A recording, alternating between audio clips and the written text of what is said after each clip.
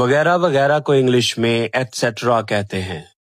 مثال کے طور پر کو انگلش میں ای جی کہتے ہیں، یعنی کہ کو انگلش میں آئی ای کہتے ہیں۔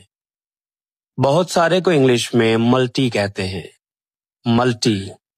دوبارہ کو انگلش میں ری کہتے ہیں۔